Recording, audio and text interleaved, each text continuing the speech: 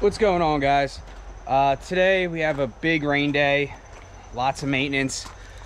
Our mowing days have just been horrible the last few weeks, probably the last 2 months. We're getting at least a 1 day washout rain every week, which is good. Kind of makes everything grow through November. But today I wanted to do a 1,000 hour review on our first Wright Sander X. So I want to go over everything about it, issues we've had, which ain't a whole lot, and just kind of our plan with these mowers. So again, big maintenance day, doing a lot of work, so everything's a mess, pulling everything out. You know, you only got so much time, so when it rains, it doesn't mean you got a day off. But this is our Wright Sander X. Bought this right around COVID. This has a solid 5 years on it. So check the hour meter up here. 1,020 hours. Yup, 1,020. Wright Sander X, this is the 48. This was around 10 grand at the time. What's going wrong with it? 2 belts and the starter. That's it. That is the only issues that this machine has given us. If you keep up with your oil, if you keep up with your hydro fluid, if you keep up with changing your spark plugs every year, I can't tell you the extreme list of maintenance we do on our machines to keep them going.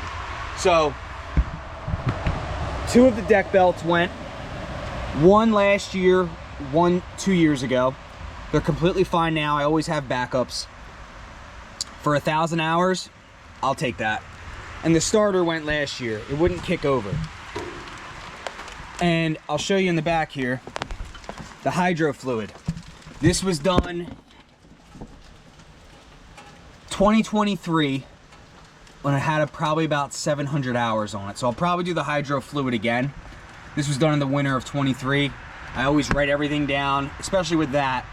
But the oil itself, I do that every season.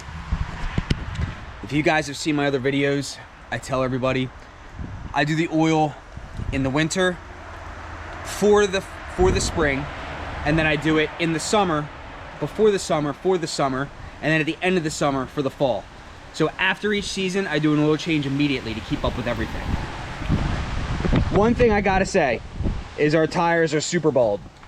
When I mean bald, I mean these babies are flat. I mean, there ain't nothing on these puppies. Tires are gonna have to get done. They gotta get done. Again, I'll do it in the winter, or if it goes flat, you know, in the next few weeks or few months. But that's a winter thing. I think tires in these things are around $800 to have them on. I'm not gonna play that game. I'll just have the dealer do it. But guys, that's all I got for you. This machine is a Wright Sander X, has 1,020 hours. We've had 2 belts go and a starter. That's a total of maybe $200 something. Besides your routine maintenance, which is your hydro fluid and your oil, I mean, 1,000 hours in 5 years on a machine, you can do the math. Absolutely phenomenal machine. Our biggest thing is we got the 48s because that's a lot of what they had during COVID. So we have 2 of the 48s. Actually, we have 3 of these, but all 3 of them are 48. I don't know what most people do when these machines hit 1,000 hours. I gotta say, I'm gonna let this go for a couple hundred, or maybe try to sell it over the winter and just kind of test the waters with it. But guys, I've had no issues with this thing. I mean, obviously now other things could start where it becomes the engine or, you know, external parts, things like that. That I'm not mechanically inclined with, and obviously want to sell before then. I may list it over the winter, I may not. This might be the commercial mower used 2 days a week or once every other week, or for leaves, I don't know. But it's gonna stay in the fleet unless I get a decent price for it to buy a new one. But that's the first time I'm gonna cross that path on kind of when to sell a piece of equipment, because you don't want to sell it broken and it still works like a charm, man. Like, honestly, this thing I mean, let's turn it on real quick. I mean, this is 1,200 hours.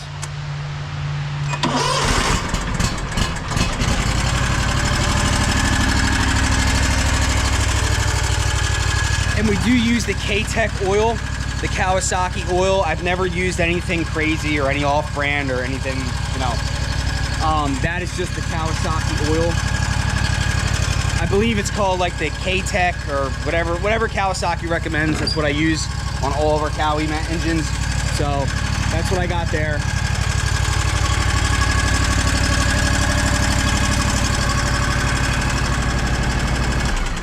And then one thing too, guys, that I do every winter is I do change the spark plugs, oil filter, or not oil filter, the air filter and the spark plugs. I mean, the air filter, you can kind of bang that out and blow it out and make it work. It's not a problem. But I put a new one in every other year. I don't know. You know, they still look brand new sometimes, but I put a new one in. But your spark plugs are a big thing too. You got to do that over the winter. And also your fuel, guys. Like I said, you got to take care of these machines. We don't leave anything out in the rain. I don't have any open trailers. As you guys know, we have everything enclosed. We have an enclosed one over there. We have 3 enclosed and then our shop. So everything kind of is never in the weather unless you get stuck in the rain.